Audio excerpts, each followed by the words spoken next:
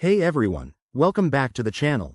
If you're diving into the world of crypto in 2025, you might find yourself needing to move your Cardano, ADA, from one exchange to another. Today, we're tackling a straightforward guide on how to withdraw Cardano from XMO and send it straight to Binance. This process is super useful for managing your assets, especially with the evolving crypto landscape. But remember, always double-check everything to keep your funds secure. Crypto waits for no one. First things first, make sure you have accounts set up on both XMO and Binance. Start by logging into your XMO account.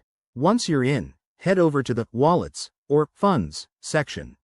Here, you'll see a list of your cryptocurrencies, including Cardano. Click on ADA to select it. Next, look for the Withdraw button. This is where the magic happens. You'll need to enter the withdrawal details.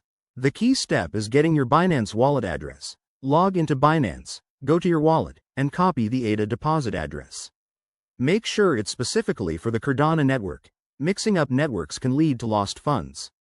Now, back on XMO, paste that Binance address into the withdrawal form. Enter the amount of ADA you want to withdraw, but keep an eye on any fees. XMO might charge a small transaction fee, and blockchain fees could apply too. Double-check everything: the address, the amount, and the network selection. Once you're confident, hit Confirm, and you'll likely need to verify this through email or two-factor authentication for security. After that, sit tight.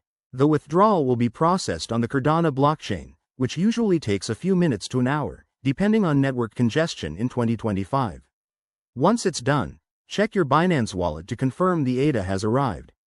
A quick tip: always use a secure connection and never share your private keys. If you're new to this, consider starting with a small amount to test the waters. And that's it, you've successfully moved your Cardano. If you found this helpful, give it a thumbs up and subscribe for more crypto tips. Thanks for watching, and I'll see you in the next video.